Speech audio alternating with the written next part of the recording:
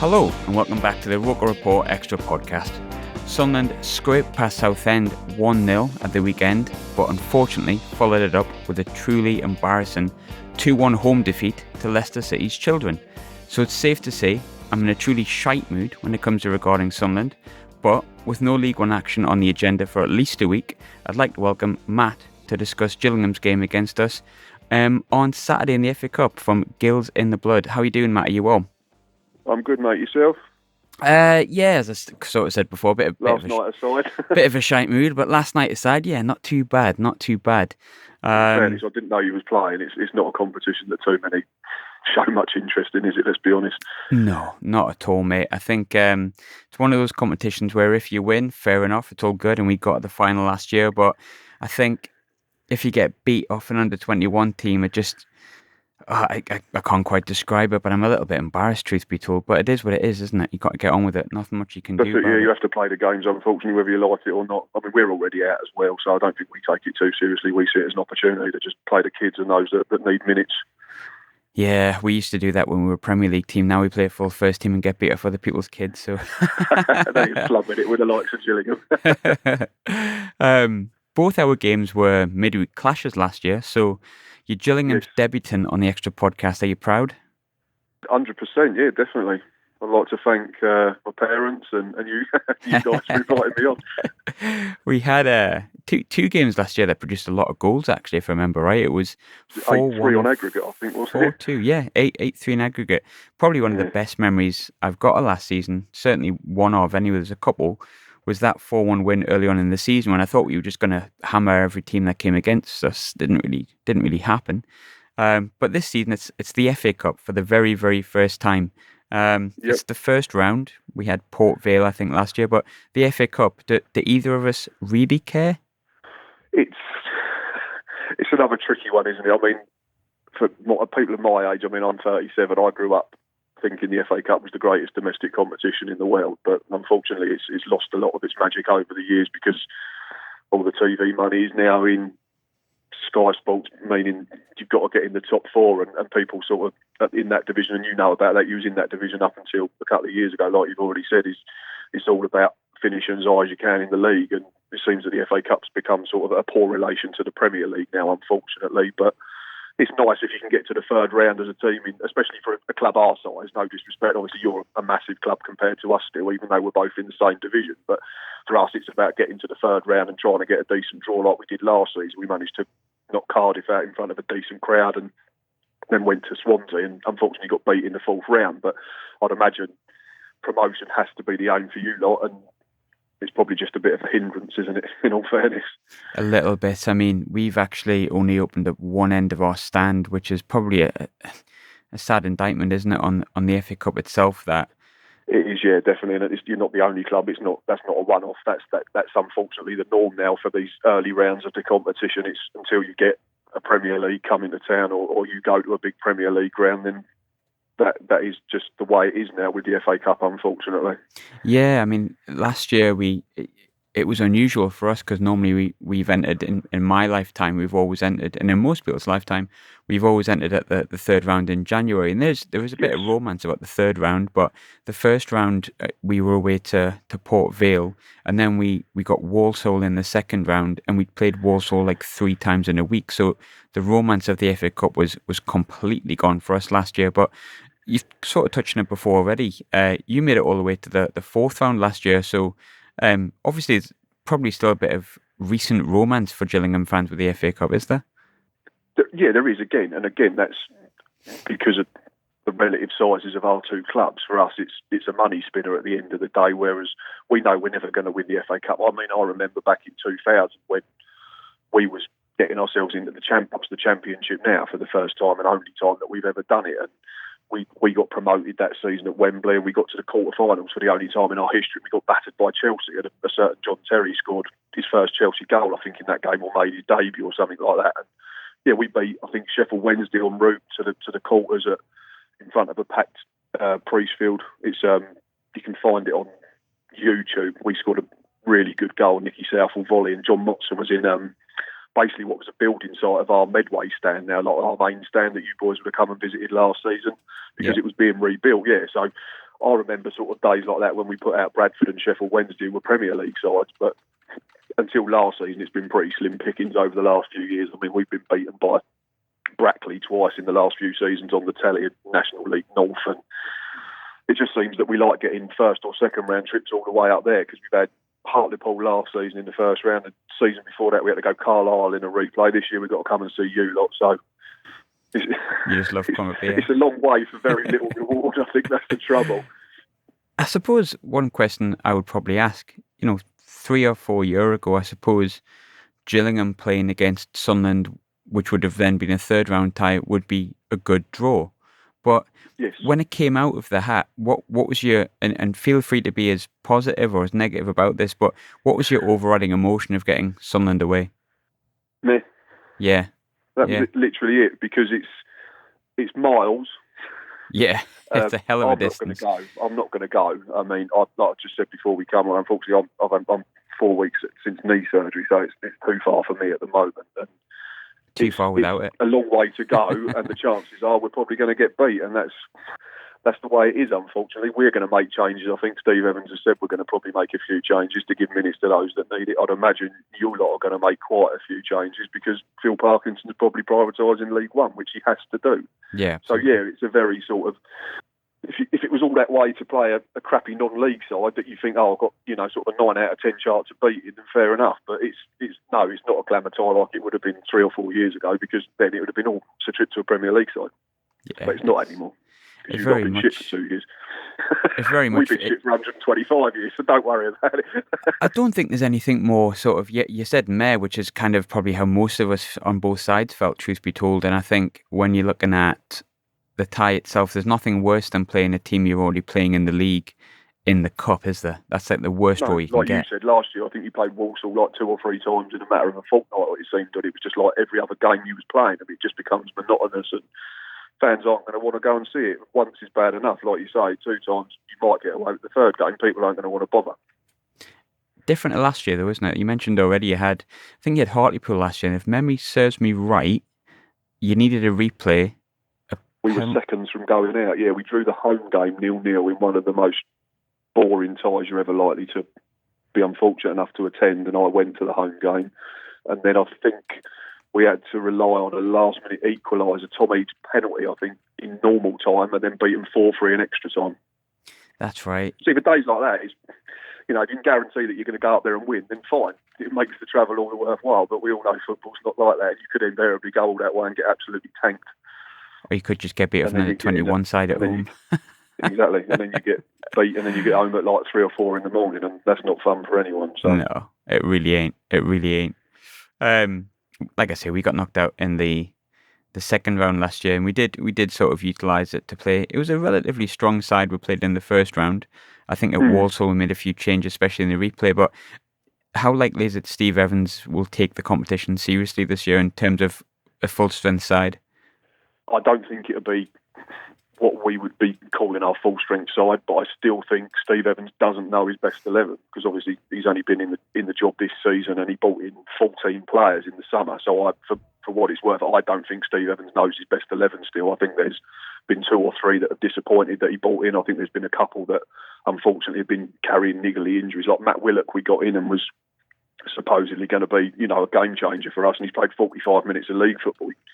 He got a virus in pre-season, missed a couple of games. Then he came back against Bolton's under-13 side that we beat, and got a bang on the knee, and he's been out ever since, and that was end of August. So I think he might get minutes if he's available, because there's talk that he's back training.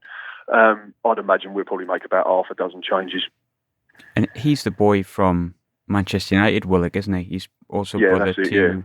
Is it Chris Willock, who plays for Arsenal, scored that beauty the other week? Joe's at Arsenal. Joe, that's right. And they've got Chris, who I think is at West Brom. I think he's on loan at West Brom from Benfica or something. There's 3 brothers, and unfortunately we've got the Crockett teams at the moment. West of the lot, eh? But, well, you can't tell. We haven't seen him fucking play. So. You talked about new signings and that, and obviously I think the big thing that stuck out to me outside of the signings that you've got was Steve Evans being technically the biggest name probably of all of them. Bit of an infamous fella for kind of all the right and maybe some mainly wrong reasons. But how are Gillingham fans taken to him? He has history with us, and he's been very, very divisive. His appointment. I said when it was first rumoured, I didn't want him to come into the football club. I thought there was better, younger managers available. I think like Paul Hurst was available at the time, and who'd done really well at Shrewsbury at this level. I know he got burnt a little bit at Ipswich. Darryl Clark had been very good at Bristol Rovers for pretty much all of his reign. Got him out of the National League, through League Two and into League One, but they're both in League Two now, and they're not pulling up any trees at that level. So it's always hard to, know what's going to happen. It's impossible to gauge. But I just think he's had history with us before, Steve Evans, with previous clubs, and a lot of our fans haven't forgiven him. But I was slightly more open-minded after going to a Q&A session that he did when he first came in, and I've not seen anything too untoward from him yet in terms of touchline antics. A couple of yellow cards, and fans are jumping on his back, and there was an incident with Ipswich's manager a few weeks ago, and all our fans straight away, it was Steve Evans' fault. And I think too many people are just trying to, batter him for the sake of battering him. I'm trying to remain open-minded. I think the squad's generally better than last season, but we miss Tom Eaves massively because we're not clinical in front of goal, and it is going to continue to hinder us if we don't get a clinical front man in, unfortunately. The football's better, don't get me wrong, but the last two home games have been pony. Really, really bad. 2-goal head start for Rotherham, 2-goal head start for Peterborough. You ain't going to get up the table if you keep giving teams 2-goal starts, unfortunately, at any level. Out of curiosity, what was his history with the club? Like you mentioned, there was some history there and stuff like that with Evans. What was it that particularly you came up against? He had history with one of our club legend, Andy Hessenthaler, when he was in charge of Crawley or Rotherham, I think it was. There was talk of racist abuse from Hessenthaler's part, and Evans was going to report him, but he got asked this at the Q&A, and in fairness, he could have swerved it, but he answered it head on, and people then make their own opinions, don't they? Like I say, I'm trying to be open-minded. The biggest thing for me is, if I'm supporting Gillingham Football Club, is if he's winning us football matches, and he was a manager that had to come in and hit the ground running, and he probably hasn't as much as we'd hoped. So, and there was obviously the Boston thing is quite well documented, isn't it, that he got himself and his football club in trouble a few years ago, but he answered a question about that as well at the Q&A, and it's then up to people whether they take it at face value or whether he's lying. And I tried to take it at face value. And the thing, like any manager, we can't make a proper sort of opinion on it until we've played 46 league games. If he finishes above 13th like last season and we get more points and we play better football, then it's probably the right appointment. If we struggle all season and he finishes lower than 13th like we did last season, then people are going to say, what was the point? It's a funny one to judge, isn't it? I suppose the success of any new manager coming into a club who finished anywhere from mid-table downwards in League One last season, because it wasn't unbeknown to us, but thankfully we spent most of last season like around the top 3, top 5. But anyone from the middle of the table downwards kind of was in and out of the relegation places, and then up to mid-table on a weekly basis. So it's like you finished 13th last season. I think you're currently 16th, but we're talking about new signings and people that you brought into the club and new manager. But the big takeaway from me when I was looking through the League One squads with Gillingham, you lost probably your best 2 players. Have you replaced them well enough? Thomas Holy, I'd say just about yes. Jack Bonham's proved to be a very good signing. We got him in, I think, from Brentford on a free transfer. And he arrived at the same time as our goalkeeper coach, who was at Brentford as well, Simon Royce, who played for us about a decade ago and won promotion with us. And he's been really, really good. And to be honest, I wasn't sure about him when he first arrived. I thought he was very quiet for a keeper, but he's just got better and better over the season, aside from Saturday when he had a massive part in the first goal along with our centre-half, Connor Ogilvie, unfortunately. But I think he saved 3 penalties already this season. He was unbelievably good against Accrington the week before last and helped us win 1-0. And I think he's a more than able replacement for Thomas Holy. It's the other end of the pitch, unfortunately, where we're taking 5 or 6 chances to put it away. And when we had Tom Eaves last season, if you got half chance in the box, 9 times out of 10 it was gutting in, and that always gives you a chance in games. When it comes to Tom Eaves, I think it was a player that a lot of Sunderland fans quite like the look of and were tempted to bring in last year. He's gone to Hull. He hasn't done particularly well based on goals. But what is it that losing Tom Eaves takes away from Gillingham? Goals to start with. I mean, he scored 40 in 2 seasons, so obviously that's a massive chunk, especially when you don't have a great budget like we don't. And you have to rely on a bit of wheeling and dealing and getting free transfers in, and you have to hope that you can strike gold with a couple of them. I think one of the big things, aside from his goals and his own game last season, that was we played him up front with Brandon Hanlon, and he was really impressive when he played alongside Tom Eaves. And now that Tom's gone and Evans wants to play a slightly different system, I think Brandon Hanlon's having to try and learn to play a new role as the season's going on, which is really hard. He's having to play as a lone striker if we play three up top, and if he's playing in a partnership, he's playing with someone else that's very similar to him, not a Tom Eaves who could, win flick-ons, play with his back to goal. And it's I think, unfortunately, we've got our top scorer hasn't scored since the 7th of September, so that's all you need to know, and he's got 4, and that's Alex Jakubiak. I'm a big fan of Brandon Hanlon, but I think he was a better player alongside Tom Eaves last season. But yeah, the biggest thing's goals, and strikers are judged on goals at any level, and to lose someone who got 40 in 80 games is massive, especially when we can't go and spend, $500,000 or $1 million or whatever, 250,000 on a replacement. Obviously, like last season, we laughed, and we're scraping the barrel for, free transfers, and you boys are bringing in Will Grigg for $4 million in January, and we're thinking, yeah, there's levels.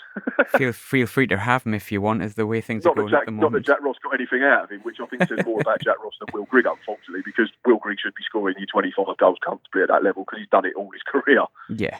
I mean, there's something not right there, and that's it's a long conversation regarding Will Grigg and the things that are right and the things that are wrong.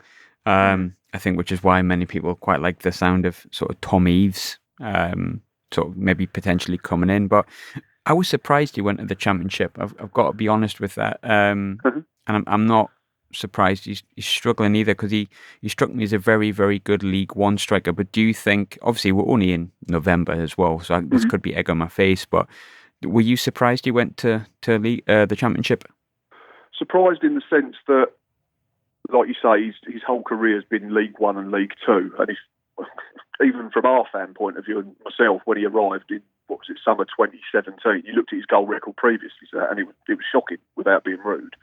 I think he scored 4 goals in 40 appearances for Yeovil the season before in the bottom half of League Two. So, but we spoke to him for the channel 6 months after he joined, and he said that he was doing nothing different at all. It was just that after he joined us, everything he hit was going in. And he said the season before with Yeovil, I think he said he hit the post and the bar about 6 or 7 times. So if he'd got 12 and he'd come in, then people would have gone, oh yeah, it's not a bad signing. But yeah, of course, you look at his goal record prior to us and you think maybe the Championship is a step too far, but I don't think there's one Gillingham fan that was going to begrudge him the chance to go and have a go at that level, because every professional footballer wants to try their best at the highest level they can. And I know Grant McCann was a massive fan of him, and he was Doncaster manager, so I think that had a big part in it. And he went to Hull, didn't he, and bought Eaves in. So I think Grant McCann was trying to get a sort of good mixture of the squad that he had available at Hull, and then obviously trying to bring in decent League One players to supplement the squad, because I know he bought him in, and he brought in, I think, he brought in one of your boys, didn't he, George Honeyman?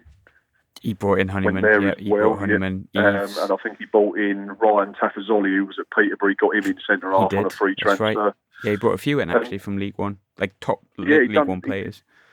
I think he was trying to sort of, get the best that was available from that division within whatever their budget is. I don't know what their budget is. And I mean, I think he's got 2 goals, Tom Eaves. He got one against Sheffield Wednesday. He scored an absolute belter at the weekend, if you've against seen Fulham, it on social media. Yeah. Was it Fulham he scored against? Yeah. I think it was. I'll have to fact check. Jacob Irvine had a shot and Tom Eaves tripped over the ball on the 6-yard line. It was. So, but he might need that. That's the sort of goal that you need when you're struggling for form and struggling for goals. And it might just be the boost that he needs, and he might get a run of games now and go and score a few. It's the come off your arse sort of goal, isn't it? It's that kind of goal where you just say, I don't care if it comes off my arse as long as it goes in. And exactly, the type of goal that probably Will Grigg needs at the moment, and then you might get a run out of him. If anyone hasn't seen the goal, by the way, it is quite funny. I managed to see it the other week. I just so happened to have Quest on and watched it, and he literally does trip over the ball in the back of the net, doesn't he? Yeah, he literally falls over it and it just trickles in because the keeper's out of position. Yeah, Screamer. But that might be something that he needs, and he might get a start now. So he's been in and out the side. That's the struggle as well for any player at any level as well. If you're not starting regular games, you know how hard it is to try and build up any rhythm and build up relationships with other teammates and stuff like that. So Some Gills fans hope that he struggles and we're getting back on loan in January, but Fingers crossed. You've got hope for that kind of thing, haven't you? I think it's a little bit of wishful thinking. Now, I very rarely do this in the extra, but I thought I'd try it because I didn't really want to talk about Sunderland too much, but I suppose I have to in a way. But bit of quiz time for you here, right? So, Right. bad memories for us, but you may remember it, unfortunately. But Gillingham have faced Sunderland 11 times in their history, apparently. But how Right. many times have Gillingham actually beaten us? So they're all going to be back when I was very young, I'd imagine. Yeah, So obviously we played you twice last season. You won them, but how many? 11 times. 11. The two most memorable ones is it the playoffs, isn't it, from '87? The playoffs is the one and only time you've beaten us, apparently. Was that at the Priestfield, and then you beat us something like 5-4 ridiculously at Roker Park in the second leg, didn't we? I think, but did we go through on away goals? You went through an away goals, yep, that's right. I mean, saying that, I wasn't there thankfully I wasn't there to live through it, as it's quite infamous at our end for all the wrong reasons. But yes, we went out in away goals, but I found out today that was the only time Gillingham have beaten us. So if I'm saying something that's going to guarantee we get beat this weekend, I thought I might as well just say it anyway. Do you know what I mean? But Good. Well, I hope you're right. but we've beaten you 7 times, so that's Right. that's technically a good omen, I guess, in a way. 3 draws then, I assume. And we've drew 3 times. But another question for you, bit more quiz time. Mm-hmm. The first time you visited the Stadium Light was in 2004. What was the score, and who was the Gillingham goal scorer? Oh, bloody hell. 2004. So would that be the 3-4 season or the 4-5 season? It was the 3-4 season. So that would have been in the Championship when we was punching well above our weight. And you stayed up that season, I think, by like a point or something like that. A goal difference. Obviously, did you? I'm taking a right stab in the dark here. Darren Byfield. Darren Byfield did score for us. He actually got the winner, so you actually bang on with that. That's a bloody good memory. That many people wouldn't get it. And Sean Thornton scored our first one, but the Gillingham goal. Can you guess the Gillingham goal? Oh, so he's another one that played for both then, Darren Byfield, isn't he? Because he played for us as well for a period, I think. I didn't know that. He played for a few. I know he's married to Jamelia. I know that much, or was. He is married to Jamelia, you're correct. Which is a better fact than maybe... 2003, 4. Oh, I'm struggling, I'm not going to lie. Patrick Agneman. Patrick Agneman, blimey. You played up front with Mamadi Sidibe that day. Not a bad forward line, that, for you. He was all right, to be fair. He come back and played in a charity game last spring, I think, and he was still in really good nick, to be fair. And he was absolutely huge because we sat right behind the dugout for it. It was like a celebrity thing against Gills legends or whatever. And, I mean, they were scraping the barrel for a couple of the so-called legends. But, yeah, he was still in really good nick, to be fair. He's huge as well, really good. I think he's like a personal trainer or something now, and he's massive. But, yeah, still get about the pitch, to be fair to him. Yeah, I think we got him off Wimbledon. You did. The original Wimbledon, the proper Wimbledon. Yes, the real one. Yeah. And the most famous of our players to play for you lot, I think, would be, well, in my time, is Nyron Noseworthy. I think he's like a bit of a cult hero at both clubs, to be Love fair. Nugsy. Love him. I was just looking at your bench from that day. Well. He actually didn't play for you that day, but your substitute bench was actually pretty good. You had Matt Jarvis and Andrew Crofts, who both went on to play in the Premier League, on the bench Both that played day. internationally as well, yeah. Matt Jarvis won 1 cap for England, and Andy Crofts won a few for Wales. So he did. That is very, very true. When it comes to players, though, you have mentioned someone who I was dying to come on to now. Nyron's someone who's sat in the same room as me. We've also randomly prank called him once for some bizarre reason when we were all very hungover. But Nyron is... I love Nyron. I love Nugsy. And I think Sunderland in general really, really like Nyron. He was absolutely terrible when he first came. And I think we've told him as such, anyone who's met him. But you kind of mentioned he's a bit of a cult hero at Gillingham. Is he really, really loved in Gillingham as well then? Oh yeah, definitely. I mean, obviously because he come through the youth system as well. Yeah. So we're going back to the back end of the '90s now when he first broke through. Yeah. But he'd play absolutely anywhere. He played right back, centre half. I think we used to chuck him up front if we were struggling in games. And I think he only scored 1 or 2 goals for us. But yeah, he was a really likeable kid at the time. And it was it's for clubs like us. It's great to see homegrown talent go on and do well and get themselves to the highest level that available. And obviously played in the Premier League for more than one club, I think, didn't he? I think he played in the Premier League for you guys. I think he played in the Premier League for Watford as well. Watford. He was at Watford, Sheffield United. And I think he retired at Blackpool. He was at Blackpool, but Blackpool when they were bad Blackpool, I think not he good went Blackpool. somewhere even lower than that afterwards. I might have had a spell at like somewhere like Dagenham and Redbridge right at the back end of his career. I But think you're right, Christ, it actually. makes me feel old. I think you're right that he played for Dagenham. Have you ever heard him speak? I haven't, no, weirdly, because obviously when he was with us was before, social media and YouTube and podcasts and all that got really big, to be fair. So everything we sort of, at the time, was either, if you were lucky enough he was on a TV interview or a radio interview. God, that makes me sound old. And most of it was read in newspapers then, sort of the good old-fashioned way. He's got the smoothest voice that you could possibly ever come across. I don't know where he is. I'd love to get him on the channel for a chat, but I don't know where he's based now or anything like that. Because I think we have to Nugsy's try still down and, south. get people that are locally based. But I'm pretty certain he's still down south because we had him on the show in, oh God, before the season started. And I'm pretty certain he was up here for a talk in, so it was just by chance. I'm pretty certain Nugsy's still down south. I don't know what he's doing, but he actually looks younger than he did in his playing days. I think he's like Benjamin Button, isn't he? He is. He's basically Benjamin Button. Yeah, pretty much. We've talked a bit about former players and whatnot, but one thing I suppose is probably good for me to ask. I do a thing every single week where I look at the 3 players to pick out for Gillingham. Now, last year was relatively easy. You had Thomas Holy, you had Tom Eaves, and then you had Max Amer. But this year, a bit more difficult. So if you were to pick 3 players that we should probably look out for on Saturday, assuming you play a first team, I guess, which would be the 3 that you'd say we should watch out for? I'd go be really predictable and say based on current form, aside from one error, like I say, on Saturday, I'd say Jack Bonham, the keeper, who's been really impressive since he's come in. He's got 4 clean sheets at the moment, probably deserves a couple more based on his performances, but has been let down by individual errors at key times, unfortunately. He's been really, really good. I've been super impressed with him, getting him in on a free transfer. Brandon Hanlon, I'm not ashamed to say, I think he's one of my favourite Gillingham players. I think if he scored more goals, we'd probably end up selling him because he's got pace to burn, he's powerful, never stops working. Last season, he was in the game that you won at Priestfield 4-1. Yeah. We said that one of the most abiding memories that we had of him, bearing in mind he'd only joined that summer, so this was only like the 3rd or 4th league game, I think, wasn't it? Something like that, yeah.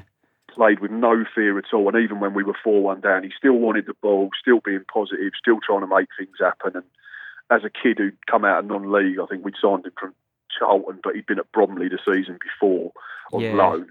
I just thought, playing with no fear and still wanted to try and make things happen when he could have quite easily just hid behind his mark and not wanted the ball, I thought was something that really stood out for me. And he ended the season really strongly. I think he scored at the Stadium of Light, ended up with 9 goals in his first season at league level, and I thought that was a decent return for a kid that, basically played non-league all his life. And he's the same this season. He's another one. He just needs to relax in front of goal, and if he was more clinical, I think we'd have one hell of a striker on our hands. But like I said earlier in the pod, he's learning a new role slightly now that Tom Eaves has left. But yeah, really enjoy watching Brandon Hanlon play. I've got one left, haven't I? Yes. It's tricky because we keep changing the front pairing, and then the players that we bought in that came with the most pedigree have all been a bit of a letdown, to be honest. Alfie Jones, I would say, generally up until the last couple of weeks has been absolutely immaculate. Got him on loan from Southampton. Signed him as a centre half, in fairness. He played the first games at centre half, and then we moved him into holding midfield, and he's been really, really good. Either as a midfield pivot of 2 if we play 4-2-3-1, or as at the base of a diamond if we play 4-4-2. He's been really, really good on the whole. And I said a few weeks ago, if he carries on in that vein, he'll play Premier League football within the next probably 2 or 3 years. So that's my 3: Jack Bonham, Brandon Hanlon, and Alfie Jones. I love Alfie Jones. My football manager, or championship manager as it used to be, playing heart was warm there when you said Alfie Jones, because I signed him for, I think I was manager of Plymouth, and I played him in the anchorman role, and he was brilliant. Yep. I think he was only 17, 18. Got him on loan. It was superb. So I quite like Alfie Jones, just because of a fictional season that I had with him in my head. Yeah, we've been really. It's funny how you sort of like players that do well for you on computer games, isn't it? Yeah.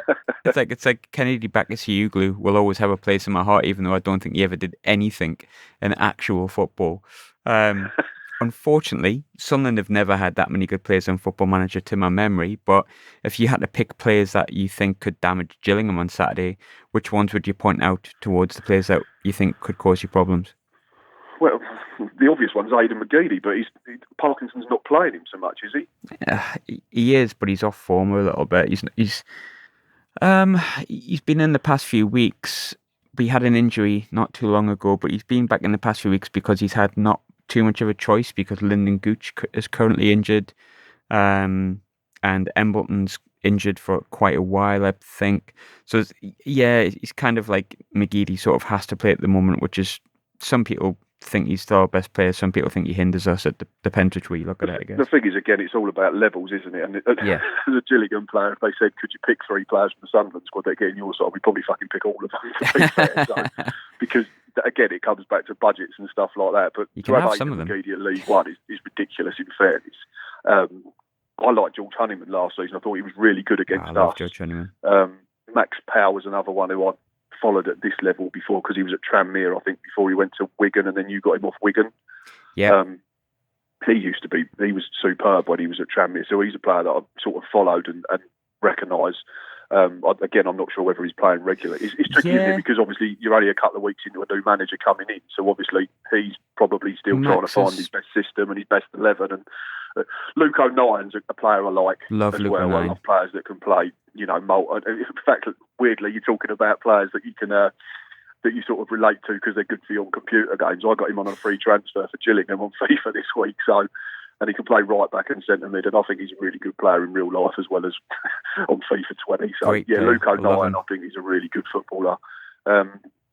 Again, it's like your front line should be scoring goals for fun, the likes of Mark McNulty and Will Grigg, but it's not that simple, is it? Real life, No, like we say, it's not unfortunately Football not. Manager, and it's not FIFA, and you have to make sure that you get the right people into the right systems. But I'd take plenty of your squad, I won't lie. You can have, like I say, you can have some. Get a game at the moment. Wasn't he playing? Was he he was in contention for Player of the Year last season, wasn't he? Your keeper, and he's not even in the team at the moment. McLaughlin, he just got back in because of the injury to Lee Burge, but if it wasn't for his injury, yes, I think he'd be warm in the bench. It's been a weird season in terms of expectation levels and what's actually happened, but I think it all comes down to recruitment has not quite been good enough in my personal opinion, but I'm sure people will agree or disagree with that. Of course. Going into Saturday, Tom Flanagan you've got as well. There's another one that's played for both clubs. Just thought of that as well. Yeah, that's true. Tom Flanagan, he was on loan at us when we won League 2 in 2012-13. What did you think of him? Younger then, so there's another one that's played for both teams. What did you think of him? He's done all right. I mean, he helped us win the league, so you can't really complain. But it was 7 years ago, and obviously he was a young lad then, and he's not old now, is he? So, 28, but he's done all right for himself. Got into the Championship, I think, didn't he? And I think he played in the Championship with Burton. So he did. He was there with Burton. He's been with us since the start of last season. He's not Tom Flanagan, not as bad as people think he is, in my opinion. Nowhere near as good as we need him to be. Is my summarisation. Again, it's all levels again, isn't it? That's the thing. Yes, maybe. But you will probably see him on Saturday. He played last night, and obviously didn't do very well. But if you were to make a prediction, just to kind of finish off for you here, I'll go with my prediction first. I've actually changed my mind. I've started giving mine first to take the pressure away. But I'm going to say 1-1 because it's just typical, isn't it? That'll go to 1-1, then be a bloody replay. And we've got to travel the length and breadth of the country again, literally weeks before we play you in the league. But that's not too far away. It's 7th of December, I think, isn't it? 7th, yeah. It's the 7th of December indeed. I'll be there because the student ticket's only £6. Very nice. Yeah, it'll be a little bit colder than it was last time, so you might want to try and get yourself one of the seats under the roof because that scaffolding ain't fucking fun in winter. It was boiling, wasn't it, last year when we went? It was like boiling. Late August, and it was absolutely roasting. Yeah, wonderful day that. It was meant to be. Freezing. That's when everything was due to be fixed, but I suppose unfortunately not. But just to cover off prediction, give me your prediction. I'm going to be really boring, unfortunately. Because it's tricky, like we said, because we don't know what teams are going to play. I'd imagine both sides are going to be much change from last weekend at the very least. I'll try and be a little bit positive then, and I'll say the same scoreline as you. 1-0. It'd be nice for us to make sure a team from a million miles away has to come all the way down to our place for a replay. So perfect. Well, Matt, thanks very much for coming on. Do appreciate your time, mate. No, it's been really fun. Enjoyed it. I'll probably speak to you again in a few weeks. I'd imagine, yeah, definitely. Why not? Awesome, mate. Thanks very much. Speak soon. Take care, buddy.